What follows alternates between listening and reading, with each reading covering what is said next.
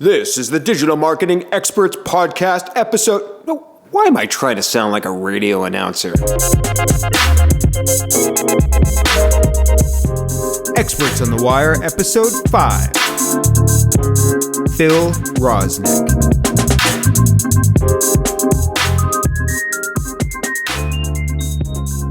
Hello and welcome to episode 5 of Experts on the Wire. This is where we share insights from the smartest minds online, all about digital marketing, SEO, PPC, content marketing, growth hacking. Phew, you name it. We're going to share that stuff here. So let's get right into today's episode with just a few quick notes. We got our first review in the iTunes store, which I was very excited to see, from TJ Kelly. TJ, thank you, man, for leaving that review. I appreciate it. And TJ also won the very first contest from the first introduction episode. Now, not everybody's catching on to these contests, and I purposefully put them at the end of these episodes to see who's listening through and paying attention.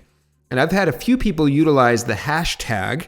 That's the first time I've mentioned there being a hashtag, hint, hint, at the beginning of one of these episodes. So if you listen all the way through, you'll hear the specific details for how to win these contests.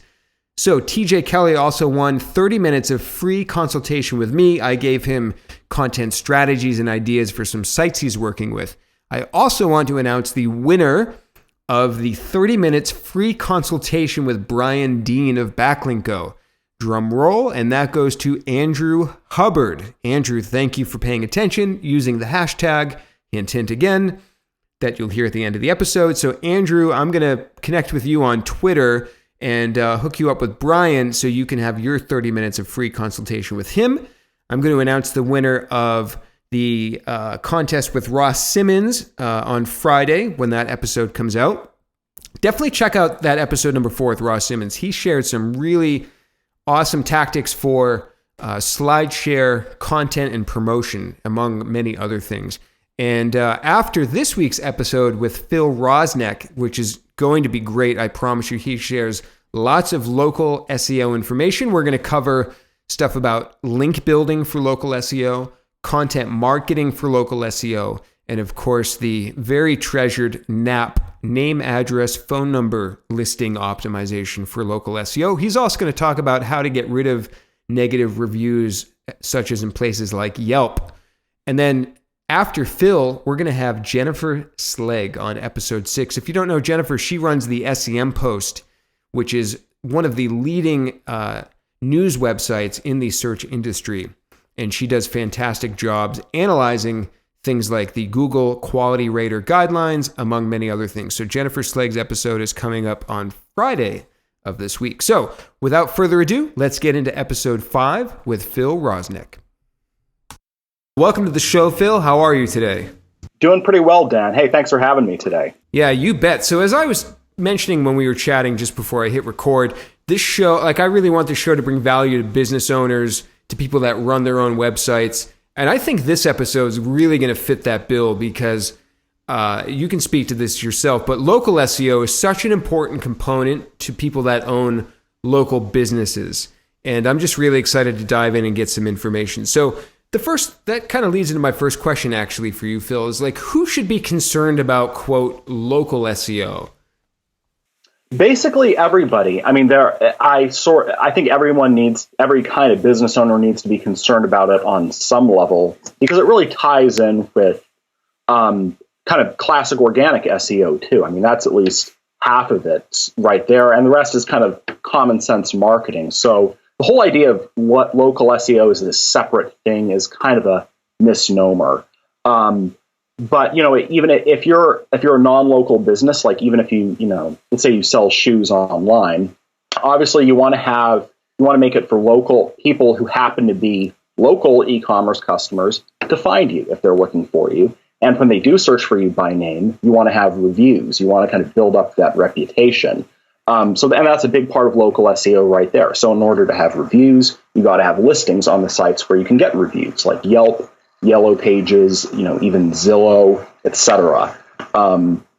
So on one level, kind of everyone needs it. But then on the other level, there are certain industries where it's just like local SEO is kind of the coin of the realm, like, dentists, auto repair shops, even chiropractors. People are searching locally for those things. So I think certainly over the last few years, there's just been a huge increase in awareness among those kinds of business owners that, they sort of need to be visible on the local map when their customers search for them. Interesting. So let me break this down. So if I'm running an e-commerce shop that has people can't physically come to my location, they buy all the products online. Are you saying that I should still be concerned about local SEO? Yeah, I mean, you should still have it. You should sort of at least dip a few toes into the water. I mean, because if you're the e-commerce store, you're probably doing some kind of classic organic SEO to begin with, right? So you're working on content on your pages, having lots of content as opposed to, an anorexic like homepage with, like two lines of content. You're having a page on each service. You may be going as far as like marking up your products with schema.org markup. And of course, you're trying to earn some links. Now all of that stuff, all those kind of classic organic SEO factors are huge for local SEO, to the point that usually, the top 1 to 2, the top, if you look at kind of the local map, the local 3-pack of results that show up on, in Google, if you search for dentists or, men's clothing or auto repair or what have you, usually the top 1 to 2 ranked businesses are usually the ones with the most kind of organic SEO strength. So the point is there's a ton of overlap. So if you're the e-commerce store, you're probably concerned about organic SEO already. And from there, kind of making it sort of localizing your SEO campaign is not that big of a leap. I mean, essentially what you're doing is you're working on your online listings. You're maybe creating some city pages to target specific cities where you want more customers, and you're getting reviews from the happy customers you already have. That's pretty much it. At least in the case of an e-commerce store that's just trying to shore up its local SEO, so that at least it's not a weakness. Very interesting. So anybody out there running what that you think is an online only business or website, what Phil's saying is you should really be paying attention to or be aware of these local SEO factors. So that's awesome. Even myself, I mean, as you know, I do SEO full time, like professionally, and I never quite thought of it that way. I always had more of a divide in my mind, to be totally honest. And it's great to hear that there's a little bit more overlap, because I think that can be an advantage for people too, to understand. It's kind of an easy win in a lot of cases, right? Because, some of your, again, even if most of your customers are non-local, they don't live within 20 miles of you, some of if you're the e-commerce store, some of your customers are still local. They're still going to search for you. They might even pop into your place of business. And most, on top of those people, most customers will at some point search for you by name. And when they do, a lot of times what they will see is the review sites. So having listings and then having reviews on those listings is a really easy win for the most part. That's a super good point. And one thing that I think a lot of companies ignore, maybe you could speak to this, is their own brand searches, not only for their brand name, but brand name reviews, brand name ad. Like, do you see that situation in local SEO as well? Absolutely. And I think that's such an easy win on a couple of levels. One being, you got to have a page on your site called, acmeplumbingco.com or whatever your URL is /reviews, because usually when somebody searches for a specific company plus reviews, usually they'll see, Yelp, Angie's List, maybe Better Business Bureau, but there's a place somewhere on that first page of search results for your site. So it's sort of your opportunity to kind of define the conversation, take people to a page on your site where you showcase your best reviews and maybe even offer the customer an opportunity to write one of his or her own. The other win is that a lot of time, that's kind of a nice long tail keyword, right? Cleveland plumbing reviews, Boston dentist reviews. Now, even that term is kind of getting more competitive, partly because a lot of the time review sites are, the Yelps of the world, for instance, are ranking for that term. So you're kind of up against those guys as well. But if you're not ranking for, Boston dentists, let's say, you could probably much more easily rank for Boston Dentist reviews if you have a really good reviews page on your site. Awesome. So we've covered the fact that it's not just geo-targeted businesses should know about local SEO, but all businesses. And that's great because I think for the people listening, even if you're like going, hey, I run like software as a service company, like you should still listen to this stuff Phil's talking about. But I want to dive deeper. So we've established that it's really for all businesses. Who within the businesses, in your opinion, needs to be aware of local SEO? Is this a more technical thing? Is it more content? Is it more PR? Is it more coming from like the owner? Like, who are the people within these organizations that should be aware of this? Ooh, that's a tough one. I wish I had a good answer. I mean, local SEO is such a mishmash of, basic technical best practices, like a lot of this stuff, that applies to organic kind of non-local search, basic on-page optimization. Plus, on top of that, you have to have somebody who can kind of keep on top of the local listings, ask customers for reviews, and of course, get some local and non-local links. I mean, the ideal situation is a local business owner, a local business, I should say, has some links from like kind of local organizations. Just to go back to the dentist example, there's probably some Boston Dental Association, if that's sort of your local market. That's probably something you want to join. A local chamber of commerce sponsoring local charities. That's good. And on top of that, ideally, you can get some sort of national, maybe some national press, maybe some sort of non-location specific links. So it sort of depends on who handles the online marketing for your organization. I mean, a lot of the time there will be like, at any given business, either the business owner is doing it or there's sort of the secretary who kind of handles the website and, all the IT and all the marketing and make sure that the copy machine is working. So it sort of depends who you have to manage all that stuff. And sometimes you don't have anyone, in which case you probably need to get outside help. Yeah, that's a great point. I'll admit I was kind of leading the question a little because I really want to emphasize that local SEO does, and SEO in general, stretches across all the different departments. So it's just further emphasis that people tuning in should be listening to all aspects of this and be paying attention. So you mentioned, and I know in local SEO, local citations are very key to that. What are some things people misunderstand about local SEO citations? A couple of things. One of them is that they are, if you think of local SEO and, ranking well in local results is a poker game, local citations are the table stakes. They get you a seat at the table, but they do not mean you will win a single hand. I mean, essentially the way it works is if you, I don't know if the viewers know what you mean by local citations, but essentially it's any place where your business name, phone number, address, your street address, and usually your website are listed. So that can be either a newspaper or a classified ad or your Yelp listing or your Yellow Pages listing.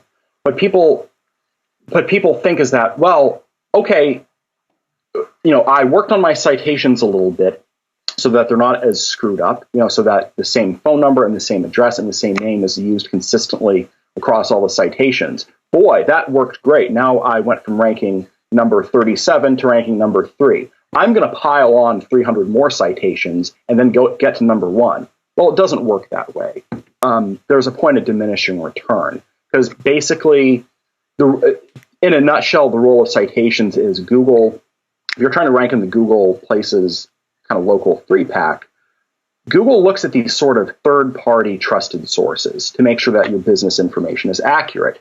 And if Google sees varying names, different phone numbers, different websites, different addresses, it has a little less confidence that it has kind of the canonical, correct information on your business, and you're not as likely then to rank well in the local search results. So if you can kind of smooth those issues over across all these sites, you're more likely to rank well. But once you've done that, and once you've sort of squared away the top, 20 to 40 citations that Google kind of sort of cares about, there's not much benefit. I mean, there are some sites where you can get links, follow links because most of them are no follow. some sites where you can get reviews, but there's no inherent benefit in piling on 300 citations. And you see this, unfortunately, in a lot of really competitive local search fields, like Los Angeles personal injury lawyers. Those guys sort of take a spray and pray approach to local marketing, where it's like, okay, we're going to build a bunch of links. We're going to get reviews on sites that people haven't even heard of. We're going to churn out the content. We're going to build hundreds and hundreds of citations. The biggest mistake people make with citations, other than just doing too many of them, is not moving on from them. So they, again, what worked for them to kind of get them a seat at the poker table, having basic, clean name, address, phone number information across the web. That's not what's going to get them from number 3 to number 2 and number 1. So basically, in a nutshell, my advice regarding citations is, work on the top 20 to 50 sites, and then move on to links, move on to reviews, move on to content. Excellent. Yeah, it's the typical 80-20 where you're going to get 80% of your value, it sounds like, from the first 20% of these citations. I mean, not to be taken as hard percentages, but the concept of it sounds like it applies there. Is there a tool or a place business owners or marketers can go online to check the status of their local citations? Yeah, there are a number of ways, and you sort of have to cobble them together to get a clear picture of how well you're doing. I always like to start off a citation audit by using Moz Local. There's sort of a free version of Moz Local and a paid version, and both of them are very good at sort of different things. But what the free version does is, you essentially load in your business name and your zip code, and it tells you, how you're listed on probably the top 12 to 15 sites. Some of them don't matter that much, but most of the sites on their list, because it takes, you load in your information and then 10 seconds later, it sort of spits out some results. Yep. Probably 10 of those sites are very, very important. Some of the sites you've heard of, some of the sites you haven't heard of. That's a great, great starting point for business owners. Some of the listings are a real pain to deal with. I mean, they're not telling you, okay, well, here are 10 free listings that you can sort of take care of today. Some of them are actually difficult to deal with, but the point is, those are.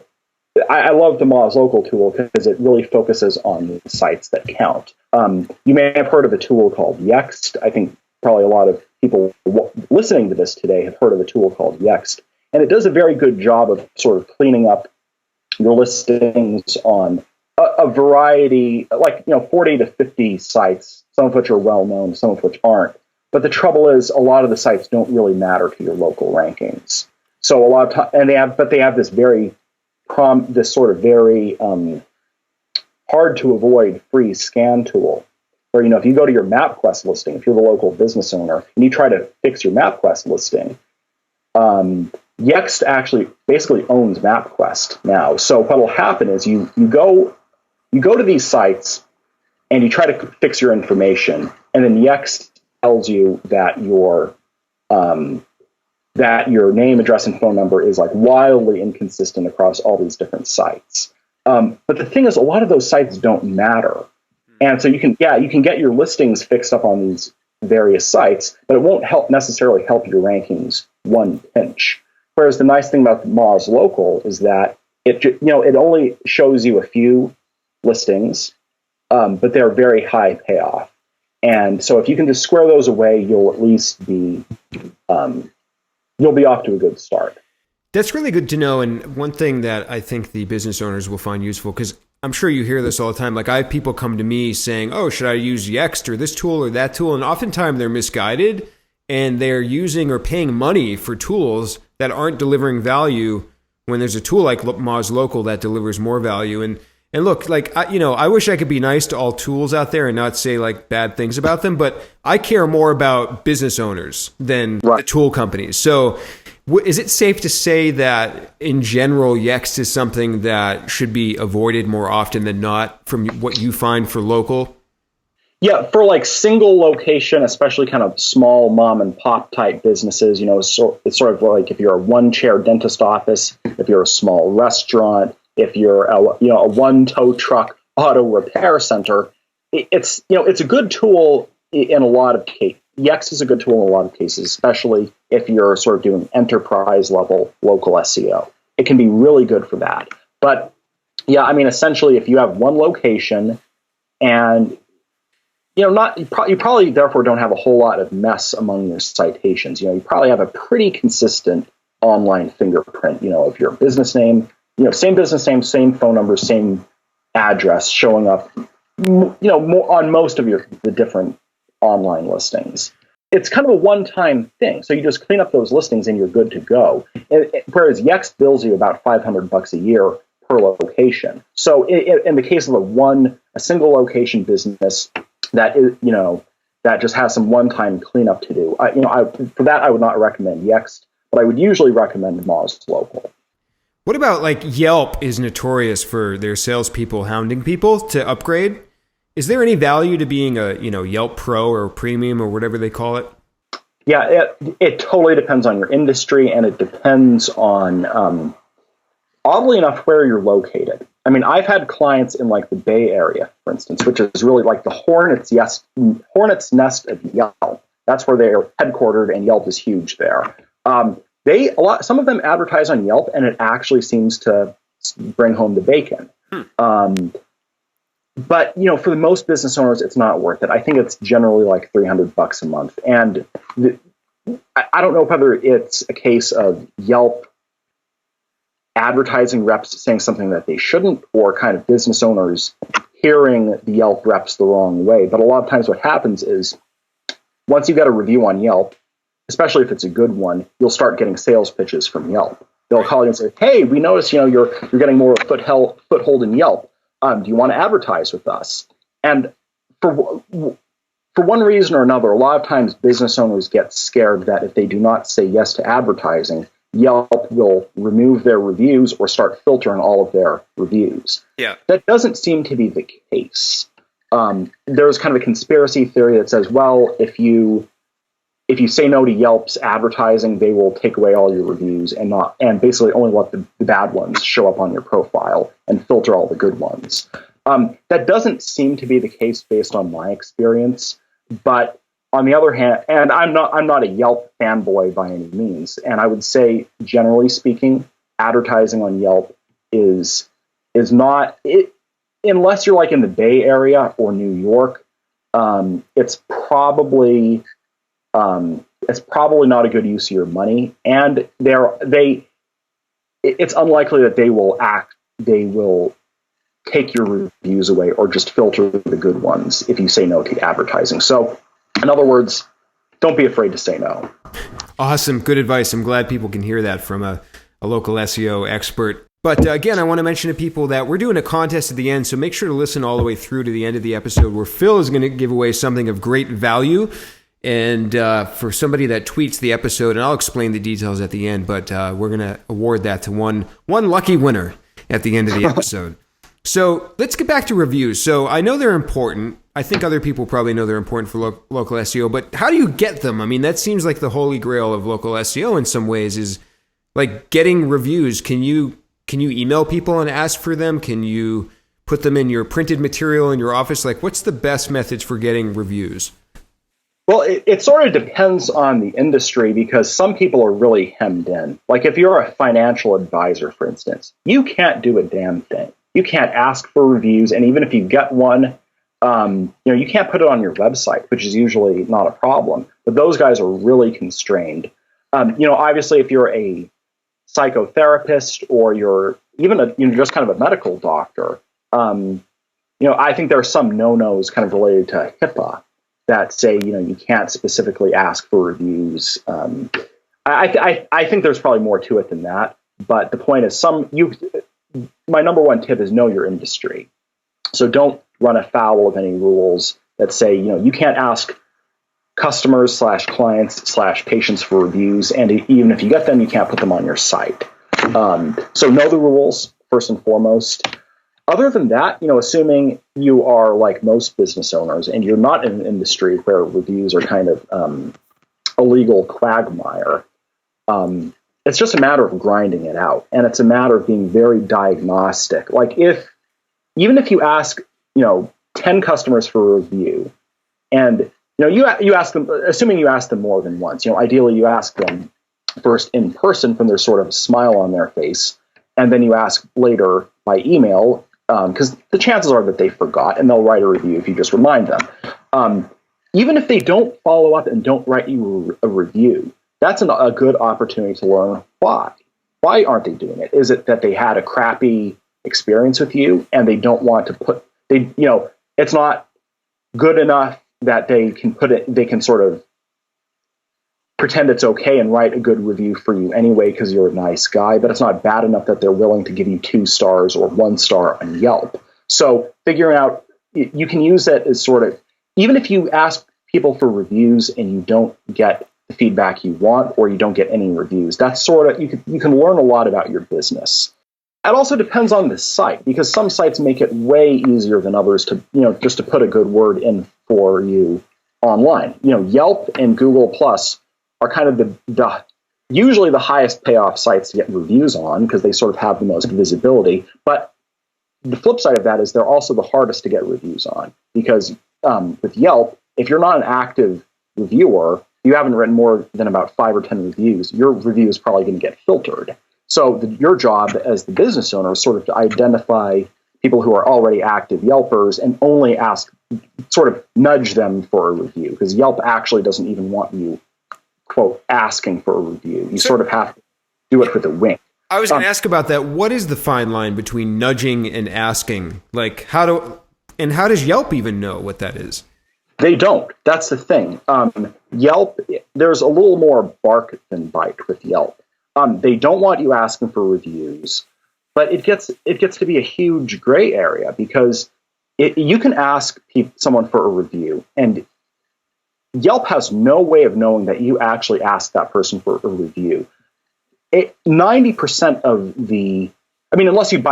unless of course you posted on Craigslist saying, "Hey, I'm willing to buy Yelp reviews, $20 a pop," which happens, and Yelp busts those people very hard. That, I don't know if you deserve to get reviews based upon the intelligence level of doing that. No offense if anybody listening has done that. No. Yeah, no, you certainly don't, or you deserve the bad reviews. Yeah. But so, unless you do that, which obviously is stupid, Yelp has no way of knowing whether you asked a person or, they wrote one for you just spontaneously. 85% of what determines whether a Yelp review is filtered is the activity level of the reviewer. So if you're sort of an elite Yelper, quote, elite, their words, not mine, your review never gets filtered.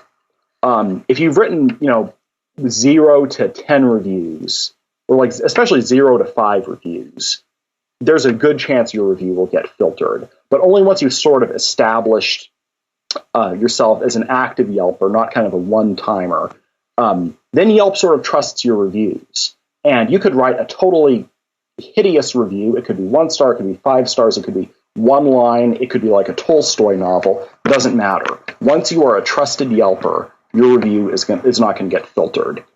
Got it. You get removed kind of post facto if you sort of, if you say something politically incorrect or very hateful in the review, but it's not going to get just filtered automatically. But the point is with reviews, how to get them largely depends on the site, because Yelp reviews are valuable, Google Plus reviews are valuable, but those sites are a pain in the ass. Whereas a site like Facebook, or sites that accept Facebook logins, so you don't have to create a username, those are very easy to get reviews on, and you can just pile them on, and they don't even get filtered. So, whether it sort of depends how happy your customers are. It depends kind of, to some extent, how internet savvy they are. But there's always a way to get reviews if you're just willing to be a little bit analytical about it and try different things. If a business owner hires a local SEO to help with all aspects of local SEO, how much of the actual, quote, work would they expect the local SEO to do to get reviews? Are you emailing their customers for them, or are you just telling them, here's the high level strategy, and then they go and do it? Well, it should be the latter. The SEO is not. No, the SEO could do a respectable job of asking the client's customers for reviews, but it would be so much better if the customer didn't feel sort of handed off to somebody else. And it's like, wow, I worked with Bob. Bob is the president of the company, and Bob personally emailed me to ask for a review. I think I'll put in a good word for Bob, as opposed to, okay, I worked with Bob and he was good, but now he has my money. He doesn't care enough to ask me for a personal favor. Personally, he has his marketing guy do it. Okay, I'll give Bob 4 stars. That's the kind of vibe you give off when you sort of delegate that task.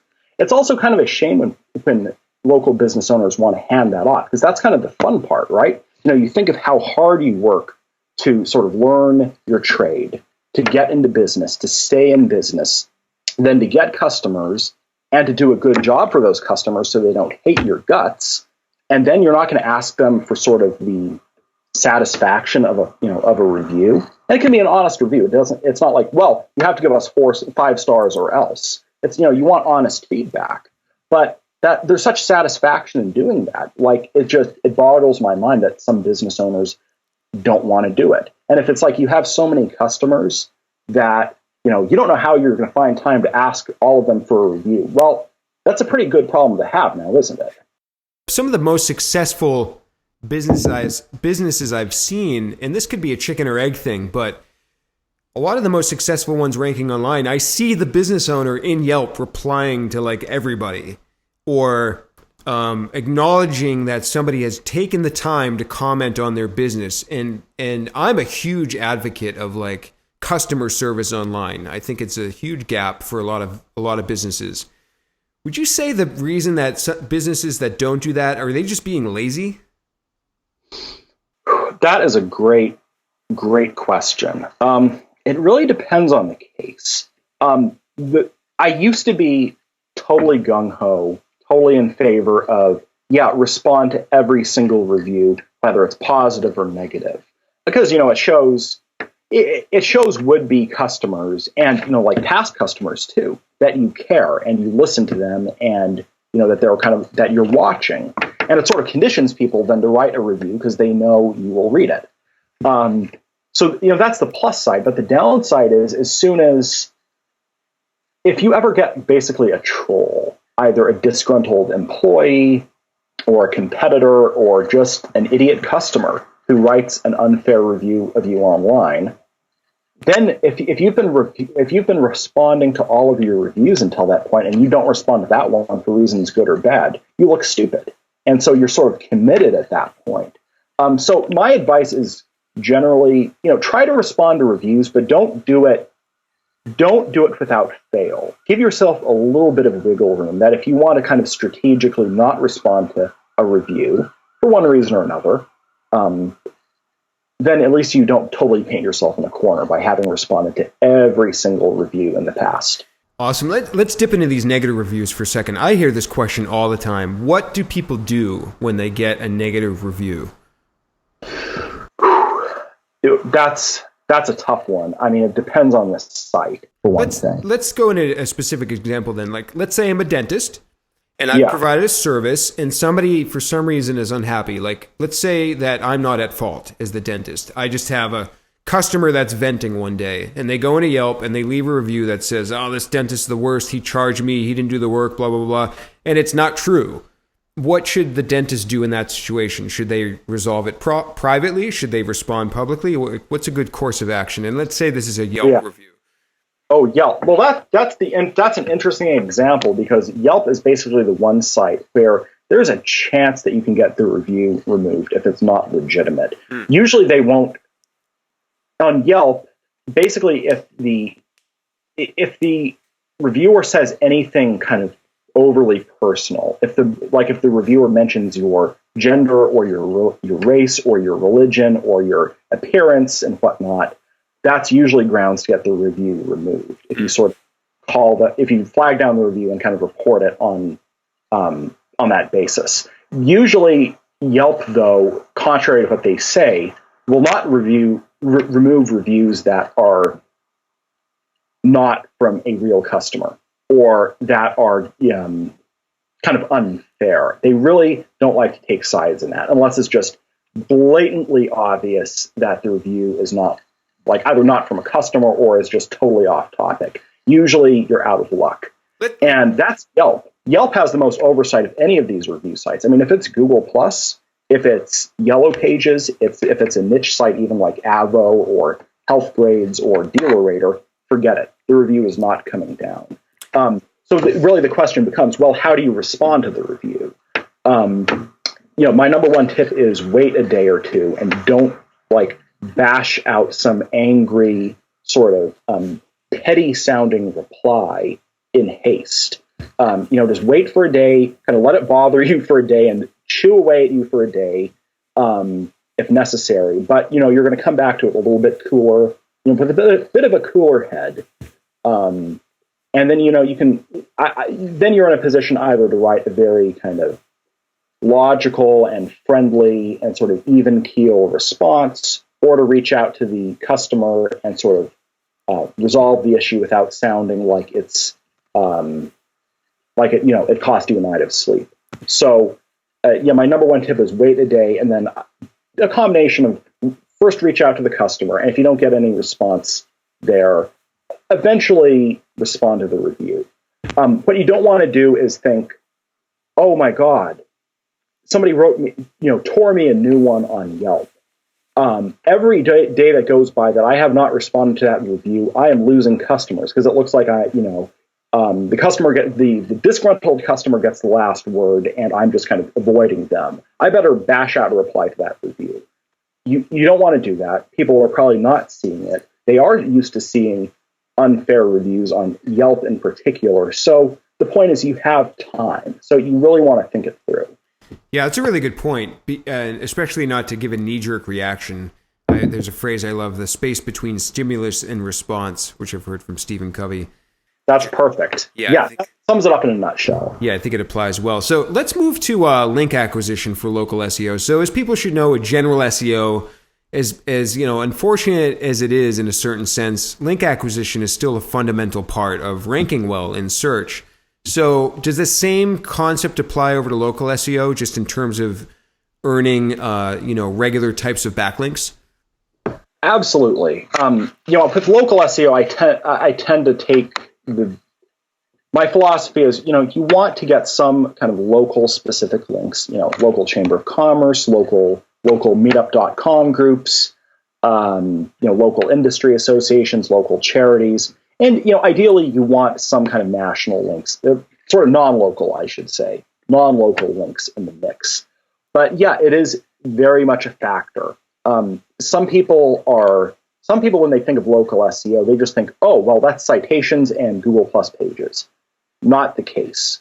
There was sort of a time when, you could basically throw up a Google Places page, build a bunch of citations, and, especially in an uncompetitive industry, that would get you pretty far. But that's not the case now, especially in really, really cutthroat industries. Like, again, unless you're in a tiny town, generally ranking for dental terms or sort of contractor terms or lawyers, of course. That's usually pretty competitive, unless you're just in a tiny little one-horse town. So in those cases, links and reviews are really the great differentiator. You mentioned a few places. Are there any quick wins that somebody listening can make sure that they have a link from, the BBB or, Chambers of Commerce? Like, any quick wins for business owners to go check those? It kind of depends on the business owner, because some business owners are more willing to part with time or money or sort of some combination thereof, or maybe donate something. But generally, I'm a big, for local SEO, kind of without knowing the particulars of the client, I'm a big fan of what I call dummy links. In other words, links that you don't really have to think hard about earning, but they're not, the cheapo buy by the thousand Fiverr.com type links. And that was dummy with a D? Yeah, I call that's just my term. It's sort of a term I coined. I just call them dummy links because it's not, but it is not is I don't know if you said gummy as in like gummy worm. That's interesting. Gummy links. Gummy links. It sounds delicious, but no, dummy links with a D. In other words, you're not spending months, creating the perfect infographic and then doing, really targeted outreach to try to get links, get people to see your infographic and maybe link to it. There are links that you can get without too much thought, but they're still high payoff. Like you mentioned, BBB. That's usually a good one. Some chapters of the BBB don't actually provide you a follow link, which is kind of ridiculous because you're paying like, what, $800 a year. And a follow link for the people listening is what? Oh, a follow link is just essentially a link that counts that sort of passes on sort of benefit. And a lot of links don't count. Like if you write a comment on a blog post, or you list yourself on a local business directory, that's usually a no follow link, which means it doesn't really count as far as SEO is concerned, as far as rankings are concerned. But good examples of dummy links are, generally speaking, the BBB, a local chamber of commerce, an industry association, like for local dentists or local granite countertop manufacturers, or even resume writers. There's actually like a national association of professional resume writers. Who'd have thunk? But there is one. There's always an industry association, pretty much no matter what industry you're in. So that's usually a very easy win. But on top of that, if you can like sponsor a local little league, or a local you mentioned a meetup group, meetup.com group, like especially if it's one that kind of dovetails with your industry. Like if you're a divorce lawyer, there are a lot of times there's a meetup.com group for like single moms of Worcester area. So that there may be a little bit of kind of sort of a shared interest if you were to sponsor that group. It doesn't, like you sell like sneakers, like sponsor the hiking group, like exactly that kind of thing. If you're a photographer, like a wedding photographer, there are usually like a ton of local photography meetups, even in like small towns. Exactly. So if you're not just chasing a link, but also thinking, is there a way I can maybe offer like a special 5% off to the members of this meetup group, then it's just, at that point, it's just smart marketing. Awesome. So one thing that comes up a lot with especially smaller businesses, like such as dentists or restaurants or lawyers, and like, should they be two things: A, creating content such as blogging, and B, active on social media? Because I could see it go both ways, where like most dentists that I see, for example, that have a blog, no one's reading them. There's no comments, there's no social shares. They're not even talking about anything interesting half the time. So I mean, should local businesses like that be even engaging in content and social media? Only if they are willing to put in serious time and serious heartache to do it right. And what's serious time? Like X hours a week? Oh, well, I'm going to get back to that, because here's the thing. A lot of times people jump on the content hamster wheel, and the rest of their website is just crap. It's like their homepage says nothing about their services, nothing about them personally, no sort of USP, unique selling point information, nothing, it doesn't even show reviews from customers. So it's like, for me, the first order of business is usually what I call content CPR. So, have you nailed have you kind of resuscitated your website? Have you nailed the one-time content? Meaning, the homepage. Does it have a ton of information about you and what makes you unique? Does it make it very clear where you're located? Is it clear how to get to you if you're kind of a bricks and mortar shop? Do you have a page for each service? Does each page for each service have a ton of detail about that service, so that conceivably you could pick up some localized organic rankings? So in other words, don't put the cart before the horse. Like, get the basics right first before you worry about blogging. Exactly. So yeah, build out all the right pages. And I've done a couple blog posts about, what I consider kind of the sort of the one-time content work that you have to do. And at the end of the day, any effort you make in blogging is meant to just get more people to your website. But once people are at your website, then what? Does it impress them with all the content you have? Or is it just like, okay, that was a good blog post, but now I regret having clicked the link at the bottom of the post to go to your site, right? Because there's nothing there. So yeah, the first order of business is kind of filling the holes in the leaky bucket that is most business owners' website. Once you've done that, then consider blogging. And when you do, unless you want to there are kind of two basic approaches to blogging at that point. One is, okay, I'm going to write, I'm going to put tons of effort and maybe thousands of dollars into researching some topic in depth and making a killer. My first blog post is going to be killer. And then I'm going to do all kinds of email outreach to try to, basically pimp it out for links. That's one approach. The other approach is, which I favor for most clients, is short, frequent blog posts on very specific topics, Q&A style, sort of mailbag style. Like, the title of the post is a question that people, that your customers might actually type into Google. And in the body of the post, you answer the question. So that's, for me, a great way to, in my experience, that's a great way to rank for long tail keywords. And then because the focus of the blog post is so narrow, the few people who are actually typing that into Google, they see your post and it's like, wow, they answered they hit this thing right on the beak. They answered my question. I'm going to link to that. Now, obviously, it takes time to kind of come out with enough of those little, sort of niche posts that you actually get some links out of it. But that's unless you want to spend all your time doing email outreach, that's the only chance you have as a local business owner of blogging and actually getting links from as a result of your blog posts without, again, spending all your time doing outreach.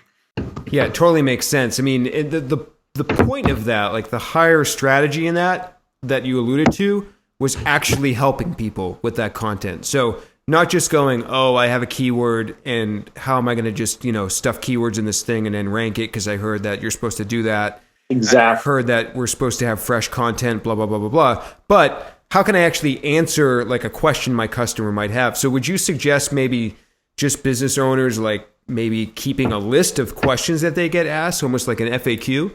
That would be perfect, especially because then they can, if they see a question that they keep getting asked again and again and again, for one thing, it's kind of a nice time saver. Next time somebody asks you that question, it's like, okay, go read my post. So it can kill a lot of birds with one stone. But yeah, that's the best way to get ideas is not from you, but from your customers or people who call you on the phone and might become your customers if you just answer their questions. So that's kind of crowdsourcing, to use that sort of trite expression. You're sort of crowdsourcing your content ideas. So I'm a big fan of that. But I'm also glad you brought up the misguided strategy that a lot of people take, which is, I want to rank for the term, Worcester general contractors. So I'm going to crank out 50 blog posts that all have the word Worcester general contractors in the title, and maybe I'll rank for that. Not only does that, nothing pisses me off more than that, and is so ineffective. I mean, unless you're going after some incredibly uncompetitive search term, it's not going to work. Because if you think about what's on the first one or even two pages of Google, it's like, you usually have like Wikipedia, and then, maybe YouTube, and then, a site, for some, like a general contractors union, usually a local one. And then, a couple of directories like Angie's List, house.com, maybe even Zillow. And then you have a couple spaces left for actual local general contractors. And invariably, those search results are going to be for the home pages of their website. If they're lucky, they have enough links, have enough content that their home pages rank well.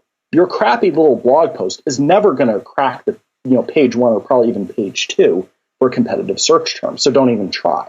Yeah, or page 20 for that matter. Yeah, exactly. Yeah. So I have a few more questions. We'll wrap things up in a few minutes. I want to just mention again to keep sticking around for that contest we're going to announce in just a few minutes. So I want to shift the conversation a little to kind of the client agency or consultant relationship. Because again, I really want, I keep mentioning it and I hope people aren't getting annoyed at me for mentioning this, but I really want to bridge that gap between like just the type of show that just only SEOs listen to in a vacuum versus what I'm trying to do, which is have actual business owners and, people listen to people like you that are experts and kind of bridge that gap. So I wanted to talk about, one common thing I see is that business owners, they don't know who to hire or how to make that determination. And one thing I've noticed with you, Phil, that has been kind of the opposite of what most consultants do is like, I'll send you leads sometimes for local SEO because I don't provide local SEO. And 9 times out of 10, you'll send it back and tell me it's not a good match. And most people are probably like floored by that. They're like, what? Like they'd be taking, most local SEOs I know, they do the opposite. They solicit and solicit and solicit, and they just want people's money. So it strikes me that you'd be a good person to answer this in a very honest and transparent way. What should business owners be looking for when hiring a local SEO, and what are maybe some red flags? Yeah, the local business owner should hire a local SEO who needs them less than they need you. In other words, if you're looking for if an SEO accepts your money first and asks questions later, that's a red flag. It means they are dying for business, they are dying for clients, and they don't care. They want you to pay first, and then they will determine whether they can actually help you. The whole point of my questionnaire, which, as you say, some people I send that to, it's like a 2-page questionnaire. It has like 38 questions on it, so it's kind of scary. But most people who contact me, if they don't just spontaneously fill out and say, "Hey, Phil, here's my questionnaire. Can you help me?" Because a lot of times that happens. If I say, "Hey, yeah, thanks for getting in touch. Please fill out my questionnaire," almost everyone does it because they appreciate the fact that I kind of measure twice, cut once. But after I look at the questionnaire, I look at people's situation. I say, look, I can't help you because it's national SEO, and I could help you, but it's not really my focus. Or I think your expectations are unrealistic. Or you can afford me for a few months, but then after a few months, you'll be wondering, well, where are my rankings? Well, it takes them more than a couple months to get rankings. So I use the questionnaire to get a sense of, is the client desperate? If so, they might not be willing to kind of, they might not be patient enough to do good SEO, which is a problem. That's when I usually turn people away. But my advice for the local business owner is don't hire an SEO who will accept your money before, if not talking with you, at least getting to understand your situation a little bit. And just so people know, your questionnaire, this is something that when you get a lead that comes in, you have them fill out the questionnaire first to look at the answers to that, to then determine if you should even talk to them next. Yeah, absolutely. I will not, if you call me on the phone today, my number is 508-308-4040. That's awesome. I will not answer your call or even call you back unless you fill out my questionnaire, because otherwise we're just wasting each other's time. I don't know anything about your situation. I could ask you all the diagnostic questions I want to ask you in 40 minutes, or you can just bang them out. You can throw them all on my questionnaire where the questions are very specifically phrased, and you can answer them in 15 minutes. And then I have the facts, and I can look at your situation. I can look at your links. I can look at your listings. I can look at your website and understand, are your goals realistic, and can I help you sort of bridge the gap? And if you don't do that, you're not serious, and I probably am not the right one to help. The nice thing is that, there's a little bit of a bias because probably if I cold called people and asked them to fill, it's like, hey, I do local SEO. I can help you. Great, Phil, what's the next step? Well, you have to fill out my questionnaire. Probably not a lot of people would do that. But right. The fact that people come to me and I just have a crazy number of leads, because I've been doing this a long time, and my blog posts, get a decent number of eyeballs. I get a lot of people who come to me sort of conditioned to fill out the questionnaire. They don't assume that they're going to work with me just because they want to. I probably turn away 55-60% of people. You sort of got me started on questionnaires and how important they are, because they are huge if you're a local SEO, and you should not leave home without it. But if you're the local business owner, really my advice in a nutshell is don't work with a local SEO who is too eager to work with you, because that means he or she is probably going to cut corners, and is probably desperate for a good reason. That's really good. I tell people that similar advice all the time. Like I pretty much say, if somebody has contacted you first, that's not the person you want to work with. You want to be the one to find the person you want to work with. One thing I want to highlight too, I want everyone to check out your website, which is localvisibilitysystem.net or .com? .com, thankfully. Yeah. I have it I go to your website all the time. If I literally type the letters LO in Chrome, it pops right up. So I don't need to remember the name. But what I want people to do is look at your website, not only for the local SEO value, but you exemplify creating, in my opinion, quality content, and you exemplify what I wish other businesses would do, which is create quality, useful, educational, valuable content that attracts leads and really just shows people what you're doing, and it helps them. So not only check out Phil for the SEO advice, but also just examples of great content. A couple last questions before we announce the contest. So Phil, I noticed that you are a fan of hiking. And in fact, you spent, was it 150 days and nights camping? Oh, that was just a totally rough estimate. Yeah, I haven't hiked as much recently as I want to for a variety of reasons, but that was sort of that was a result of my being a Boy Scout for 10 years. Interesting. Many years ago. And so, yeah, I mean, we went camping every month, and obviously that entails a good amount of hiking. So yeah, that I've sort of, despite my career choice as a local SEO, I'm a pretty outdoorsy guy. Awesome. So if you were to pick, let's say 2 or 3 or 1 or whatever you want, SEOs to spend time hiking with or camping, who would you pick and why? Well, it's an interesting question, but a very easy one to answer, because I would have to say 2 guys, Darren Shaw, who I think you know, and Nyagoslav Zhekov. Who both what was the second one? Nyagoslav Zhekov. Don't even try to type in his name, because it's very hard, and I can relate to that because my name is kind of similar, hard to type. But yeah, they both work for a Canadian company called ByteSpark, which is also very big in the local SEO space. And so we're all buddies. Okay, so and it's to the point that we've actually talked about, because they're sort of. I can talk with Darren and Yagoslav and other people to an extent, all day, every day about local search. It's a topic we love. It's what we do for a living. And we've actually talked about, the reason I named those guys without even hesitating is that we've actually talked about doing a camping trip in Canada sometime, which is where Darren is from. So it's not totally a hypothetical. That's interesting. That's a total coincidence. That's funny. It is. It is, but yeah, that's my idea of a good time. Go in the woods and talk about SEO. That's so funny. Yeah, your idea of a good time. It's funny how ideas of good times change as we go through different ages and situations. Because right. Yeah, I would say my idea of a good time is spending time outside now. My wife and I have been doing a lot of outdoors activities, but if you asked me that even 2 years ago, it would not have been that answer. So that's definitely interesting. All right, Phil. So this has been awesome. I think there's a ton of value here. I hope people have listened all the way through. And like we are doing with every episode, there will be show notes with links to everything that Phil mentioned. So check those out.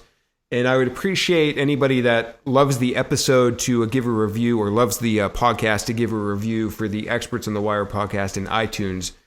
Speaking of reviews, here I am soliciting them. That's kind of meta. But Phil, we have a contest. We have a contest to do. So what is the winner of this contest going to receive? Yes, sir. Well, I think half-hour free consultation is something I would be willing to part with. Usually a call with me ends up being much more than half an hour, because you get me started talking about local search, but I can never stop. But I think I don't know your criteria for sort of declaring a winner of the contest today, but yeah, half-hour complimentary phone call where I do not try to sell you on anything, but we just talk about your local search questions and concerns. That works for me. Yeah, here's the contest rules. And it's funny, actually interesting to me. You just mentioned that you're not going to sell anything because I'm not, just like yourself, I'm not like a salesy person. So I assume that other people assume that we're not selling anything. Like it's actually a free half an hour with like no, like pitch or something. And it's funny because I think I'll probably mention that in future episodes. Like Brian Dean is giving away 30 minutes of free consultation. But that happen. It's so unfortunately commonplace that people are expecting like, where's the pitch? That maybe I should make that disclaimer. It was interesting. But, yeah, I mean, I think most people kind of expect, if you're interviewing someone they've actually heard of, they expect that the person is probably doing well enough and doesn't need to pitch you on their services. But yeah, that's probably a good thing to clear up just for the record. Yeah, it's interesting. So here's how you win 30 minutes of free consultation with Phil Rozek. Now I know how to say your last name. What you're going to do is tweet this episode within a week after it launches with the hashtag on Twitter, #EOnTheWire. So that's the letter E and then the words on the wire. Tweet the episode. We're going to pick one random person that tweets it to win the prize of the 30 minutes consultation. If you don't win it this time, there's plenty of other episodes. The next episode, number 6, coming up, we're going to have Jennifer Slegg from the SEM Post. I'm sure you know who she is, Phil, yeah? Oh, yeah. Yeah, I'm super excited to have her come on and talk about, I'm sure we're going to talk about maybe some Panda stuff, maybe some stuff about the SEO industry. It's going to be super fun and interesting, I'm sure. So I think we're going to wrap things up there. Phil, do you have any last parting words of wisdom for the listeners? I'd probably quote Benjamin Franklin, who I think said, the time to start digging the well is not when you're thirsty. So if you are doing fine for customers now, local customers, I'm assuming you're a local business owner, now is the time to start worrying about local SEO because it takes months and months and a lot of work to pay off. So don't start thinking about local SEO when you're living under a bridge and your toes are sticking out of your boots and you really need new customers. Then it's too late. Awesome. We didn't tee that up either. Like you didn't know I was going to ask that. That was like a really solid like wrap up statement to leave everyone with. So I'm going to shut up now and stop talking. So people can leave with that bit of advice. I love that Ben Franklin quote. Thanks, Phil. It's been a pleasure. I love the episode. I can't wait to launch this. And we'll see everyone on episode 6 with Jennifer Slegg. Thank you. Thanks, Dan.